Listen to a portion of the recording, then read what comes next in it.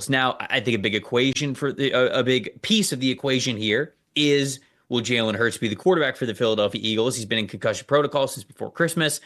And with them waiving Ian Book, it sort of looks like they're anticipating Jalen Hurts to clear concussion protocol and get out there. But I'll let you sort of set the table here on what your matchup that matters is. It's a rematch of week 1 that we saw in this game, but Jordan Love getting hurt in that first one. I guess he's dealing with some injuries as well now, but there's some quarterback uncertainty here for both teams. What are you looking forward to in this one? What's your matchup that matters here for this rematch? Yeah, I mean, beyond if Jalen Hurts doesn't play, I mean, that's the biggest question mark. That's the biggest matchup. Is Jalen Hurts going to be there? How healthy is Jordan Love? Jordan Love was at practice on Wednesday. It seemed like he was through the media window and all the reports coming out of Packers practice that he was going to practice and he was full go. So it looks like the Packers have dodged a bullet with any long-term injury with Jordan Love. But also that week 1 matchup was in Brazil, and it was on a field that was very slippery. It wasn't what players are used to playing on, and that affected the game. That affected the strategy. It affected how efficiently that Jordan Love got hurt because he was dropping back and he loves throwing off his back foot and all this other stuff. His foot slipped, and that's what we had. Saquon Barkley was slipping all over the place. So that whole game, I don't know how much I really want to take from that. A, it was week 1, so that's always a toss up. B, it was on a neutral field in a foreign country that people were not used to, and it was not up to usual NFL standards when it comes to the quality of the playing surface. So there's not a whole lot I can take from that, but what I want to take from, and going into this game is my biggest matchup right now is AJ Brown versus this Green Bay coverage unit, because AJ Brown, I like Saquon Barkley, incredible. And obviously you need to talk about Green Bay's run defense against Saquon Barkley. They're going to run him a lot, especially if Jalen Hurts isn't 100% or is still woozy or anything like that, even if he does clear concussion protocol. But where the Philadelphia Eagles can hurt you, and the way that they can do it the quickest and the hardest, is with A.J. Brown down the field. A.J. Brown has a 0% drop rate because he has 0 drops this season. That's incredible.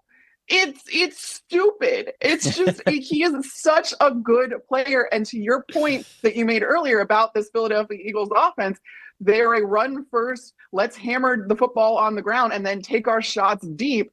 And Jalen Hurts and A.J. Brown have one of the best connections, if not the best connection in the NFL.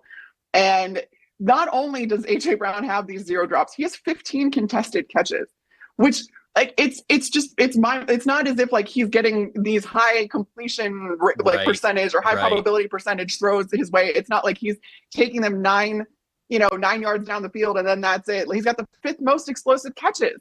So he's getting contested catches. He's getting explosive catches. He's 3rd in yards per reception this season, 3rd most yards per route run. He's incredibly efficient for getting you those chunk plays, which is exactly what Philadelphia wants to do with him. You have to limit that if you're the Green Bay coverage unit, and they're going to be without Jair Alexander, who they put on IR before the season ended. And it's going to be up to a coverage unit that still has done well this season. They have the 4th best EPA per play allowed, 76.8 coverage grade overall this season, 6th best. And they've been without Jair Alexander for a good portion of that. So it's not as if this is something new or they haven't dealt with before. They're tied for the 3rd most interceptions. And the teams that are tied, and of the teams that are tied, Green Bay has actually dropped the most interceptions. So they've had chances at more. A lot of that, though, has come from the safety position. Xavier McKinney, Evan Williams, Javon Bullard, that kind of stuff. So the corners, you're talking about Carrington Valentine, who was a 7th round pick. And you're talking about and Eric Stokes, who's a great corner, but has dealt with his injury issues. What really worries me about this is the Packers are dead last in forced incompletion rate this season at just 5.6%. So if Hurts plays and he's accurate, and you have A.J. Brown, who is one of the most sound receiver in the league at this point, you're not going to have much of a shot if you're Green Bay because you haven't been able to force incompletions this season. The Eagles are 1st in forced incompletion rate, by the way. Their defense is first in forced incompletion rate at 12.6%. So that gives you an idea of what the discrepancy is. You got 12.6 is the highest, and then the Packers are all the way down at 5.6%. That's the biggest thing that worries me. You need to be able to affect the football. You need to be able to go up for the football, contest the football, do all of that kind of stuff if you're this Green Bay coverage unit. And A.J. Brown is not going to give you much of a chance to do that. Yeah, it's tough on paper. There's no doubt about it. But my plus factor goes right into exactly what you said, and I'm glad that you pointed out the context of some of the higher EPA per play allowed, or EPA per pass allowed, I should say, numbers, and the forced incompletions and the interceptions and the high coverage grade. A lot of that comes from the safety position, and a lot of that came in the first half of the season. So if you look at like the season numbers overall for them, yes, it's better for Green Bay because the safety position ties into that. But when it comes to corners, they've really struggled without Jair, who sprained his PCL and hasn't been able to play since, I believe it was week 10. I think he played like 10 snaps or something after his injury, and he just has not been able to play. Now he's on IR, so I don't think he can come back until, what is it, the Super Bowl, basically, if they make the Super Bowl. However, all of that to say, my plus factor, because I agree, you got to have somebody guard A.J. Brown. Carrington Valentine's played really well over the last 4 weeks. He's really stepped up. And I remember seeing flashes of him, I believe it was last year. And then this year, when he's not a starter, like not somebody who is regularly in the lineup, I was like, what are we doing here? This guy was good. And we're just voluntarily not playing him. So now he obviously gets his playing time with Jair Alexander hurt. His numbers over the last 4 weeks, 242 snaps, which is the most on defense, 89.0 coverage grade, because of the 2 interceptions and 1 forced incompletion. You mentioned the corners don't have a lot. He's at least got 1. He's allowed 11 catches for 112 yards during that time span.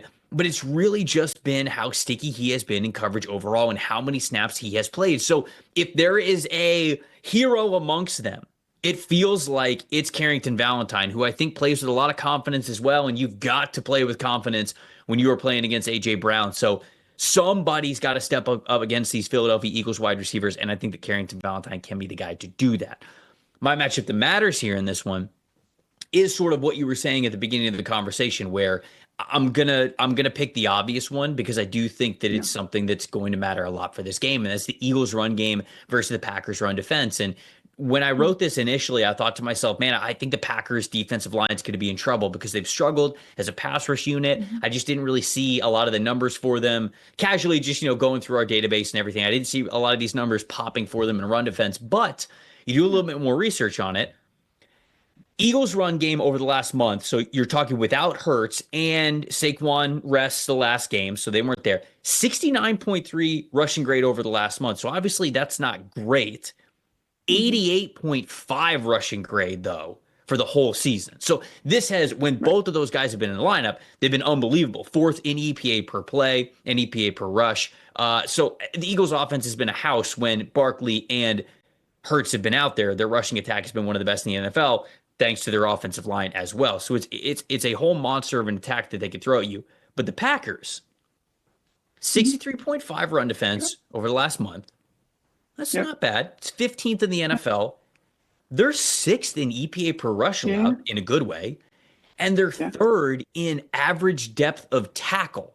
So obviously how quickly they are bringing people down in the run game after the line of scrimmage. So this is I guess I'll say, sneaky, sound run defense team here for Green Bay, which sort of flips this matchup a little bit more in their favor than I thought was going to be the case. I was worried that Philly was just going to run all over the Packers defense, and perhaps they do anyways because Philly is just so stout up front, and they've got 2 great players in Hurts, of course, if he plays, and Barkley, who is a damn near record breaker this season. But Packers are no slouches. It's not like they're playing a team that's been terrible in run defense all year. So to me, that is the matchup that matters, thinking and knowing that the Packers have more of a fighting chance than I think people might be giving them credit for when it comes to run defense there. So that's my matchup that matters in my plus factor. Who's your plus factor in this game? Yeah, well, one more on that too. If you break down pass rush numbers too for the Packers, which was by far and away the biggest issue before their week 12 bye week or week 10 bye week. Since their bye, though, those numbers have gone drastically up. They made a ton of adjustments over their buys, which Matt LaFleur is famous for offensively. But Jeff Hafley, their new defensive coordinator, has proved that he is able to do it too. And it was just a matter of kind of really transitioning this team from a 3-4, which it's been for 15 years, to Jeff Hafley's 4-3, and figuring out, again, what your personnel does well, especially when that personnel for years now has been brought in under a 3-4 scheme. So it's kind of 3-4 guys that are built for that scheme. How do you figure out how they're going to work in this new scheme, despite how fluid these schemes are? That's what kind of showed in the back half of the season. So not only have the Packers gotten better in run defense, they've gotten better in the pass rush too, significantly, especially by PFF's metrics, which I've talked a lot about, written a lot about across various platforms at this point, because I think it bears some respect and some credit to Jeff Hafley for being able to do that and kind of work in this scheme. Packers fans just have to be a little patient. They're not used to having to do that. So my plus factor comes with the news that Christian Watson, he tore his ACL in the game against the Bears. Really, really tough scene. He was clearly in pain. Bears #1 corner, Jalen Johnson, went over to him, stayed with him as the trainers were checking him out, making sure he was okay, had his arm on his shoulder. Just really a good sign of sportsmanship and respect for a very heated rivalry. But what this does for the Packers offense can't be overstated, because Christian Watson is used as the guy that stretches the field vertically. Now, Matt LaFleur is really, really good horizontally between the run game with Josh Jacobs or anybody else he decides to line up in the backfield. He loves using his tight ends for those short and intermediate kind of throws and in that zone. But what you really relied on Christian Watson for was that deep ball down the sideline to stretch the offense that way, stretch the field that way, I should say, have the defense have to defend at all three levels. Who is going to step into that role with Christian Watson out? And is it going to detract from what you're able to do in the short intermediate area of the field? Because I think the obvious answer is Jayden Reed, who has he's fifth in yards per reception this year. But if you take Jayden Reed and you run him vertically, you're going to lose him in the backfield and being able to be kind of that change up and do the creative things they've been doing in the run game with the way they've diversified their run game since the bye week. That was kind of the adjustments that Matt LaFleur made after the bye. You're going to now take away a player that's able to do that in the backfield in order to help him stretch the field. So is it Jayden Reed? I don't know that it's that cut and dry of an answer. Is it Dontavian Wicks? Is it Bo Melton, who we've seen step up for this team, especially in the playoffs last year even? It's going to be very interesting how Matt LaFleur kind of concocts this scheme and adjusts for the loss of Christian Watson, who wasn't always the most reliable target, but he was at least a target that the defenses had to respect down the field. Who takes the place of that is my plus factor, whether it's Jayden Reed or Bo Melton or Dontavian Wicks. Thanks for watching, everybody. Make sure you like and subscribe the video. And if you don't have a PFF Plus subscription, you can get one to see all the premium stats that we talked about here on the show, plus the expert betting and fantasy advice over at subscribe.pff.com. The description is also right below, so if you are not a PFF Plus subscriber, you can come one today.